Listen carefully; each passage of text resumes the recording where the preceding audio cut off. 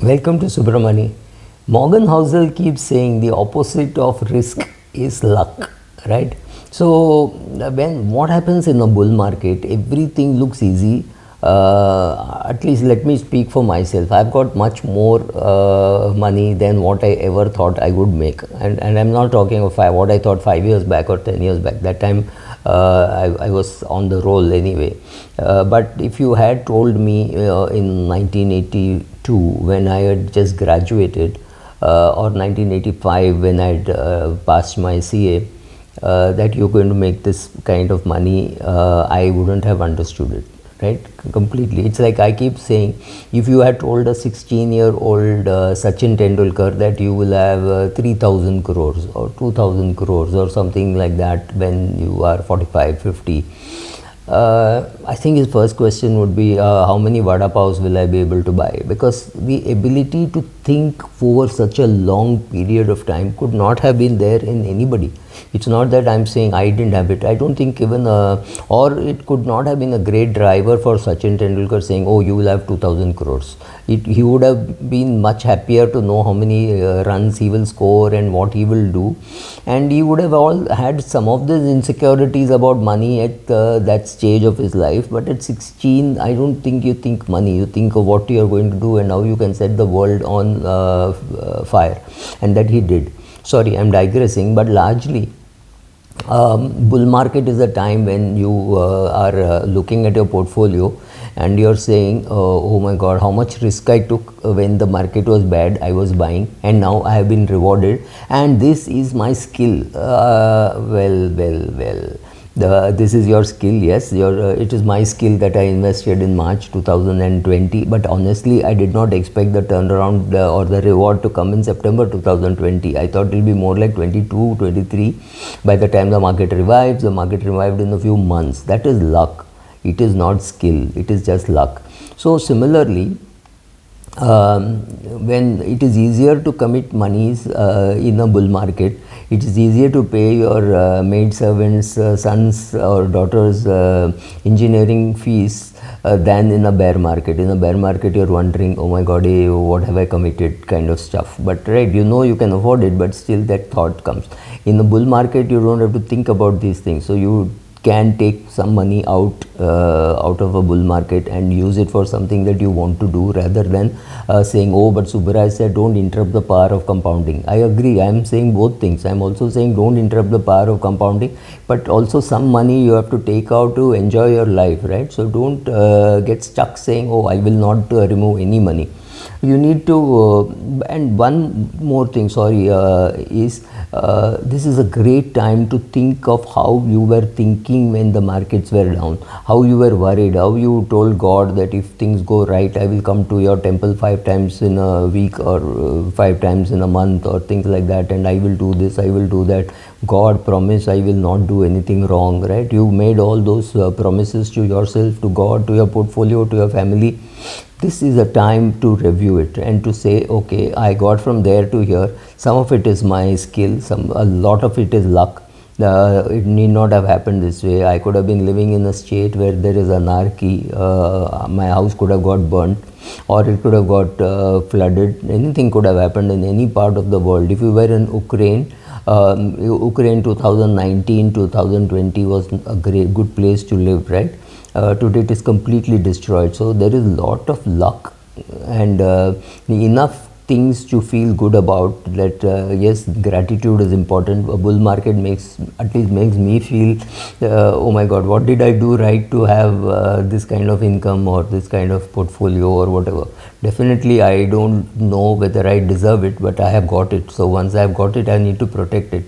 So it's important to understand the role of luck and role of life and role of risk in your life. You took risk, you've got the rewards. It's great time to be removing some money and saying, okay, on this portion I don't want to take a risk, whatever you understand as risk, right? In the next 2 years, the money that you need should be in bank deposits, right? A savings bank account perhaps, or a bank FD.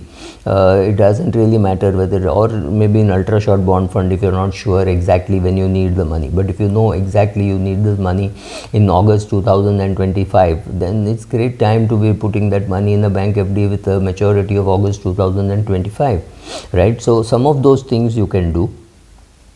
Realize that the time for reviewing is always in a bull market. In a bull market, you can reduce the size of your portfolio. I mean, reduce the length of your portfolio. If you have invested in 71 stocks, you can come down to maybe 55 stocks, maybe 56 stocks, whatever. 10-15 shares you can get rid of and consolidate. Sell your stock number 71 and buy more of stock number 3. I'm assuming that is your level of commitment to it, level 1 or 2 or 3. So 71 becomes 1, 72 becomes 2, 73 becomes 3, right? Something like that, so that you come down to 55, 56. That is a good exercise to do. Have gratitude. See how you were thinking, what you were feeling in a bear market. If you had written it down, it's great. We all use this word saying this too shall pass, right? Normally we use it only when a person is going through tough times. We say, oh, don't worry, this too shall pass. Exactly the words which you should remember today in a bull market, that this too shall pass. The market will come down. Things could go wrong. I mean, we are ruled by human beings, right? Anything can happen to human beings. We could have a different election result than what one wants. I'm not getting into whether you want Congress, whether you want BJP, whether you want, I mean, the new form of UPA or whatever. I'm not getting into that. I'm getting into saying that the result could be contrary to what you thought it would, and the market could react very differently. Now, is that bad news? No, that's not bad news. You know that could happen. So the question is, can you sit tight during the period when the market is doing badly? That is the question that you have to ask. Can you do some meditation, yoga, whatever, and remain calm if the market comes down from, say, 67,000 on the Sensex to 57,000 on the Sensex, right? Do you have the patience to sit tight? Because market tests not only your brain power but also your stomach power, right? Can you take so much of churn in your portfolio? Can you handle all that? Can you understand the importance of gratitude? Can you understand the importance that what you thought was risk, the opposite of risk is luck? Morgan Housel uses it, so I'm attributing it to him. But yes, these are all things which are important for us to realize when we are in our journey of creating wealth. These things will happen. Is this a time to sell all your shares and go into bonds? No, that's not what I'm saying. That's not what I'm saying. That's not what I'm doing. But review it, right? If you were at, say, 62% in equity at the beginning of the bull run and now you are at 82, are you comfortable with that? That's the question that you have to ask. Sit with your spouse, sit with your children, find out whether they are comfortable, you are comfortable, whether they have any requirement for money. Check out all that. It's a great time to be reviewing all that. So if your son wants to go abroad and he didn't know whether to ask you for 2 crores kind of money which is required for his education, tell him he can or tell him he can't, right? Communicate within your family saying, look, this bull market has increased my portfolio by X amount. I wish to participate, I wish the family participates in a portion of that. My portfolio has gone up by X amount, so I want to part with, say, 10 lakhs. Let's have fun doing some things, right? So what do you want to do? Do you want to make a foreign trip? Do you want to buy an asset? This is a great time to be doing such reviews. And also tell your family, look, this kind of money you may make, you may not make. If you may never make it for the next 5 years, 7 years, 10 years, and suddenly 1 year make 5 lakhs instead of 2 lakhs which we have made this year, or 2 crores, whatever. The numbers don't really matter. Do all those exercises. Keep telling your family, look, there is tremendous amount of luck in this.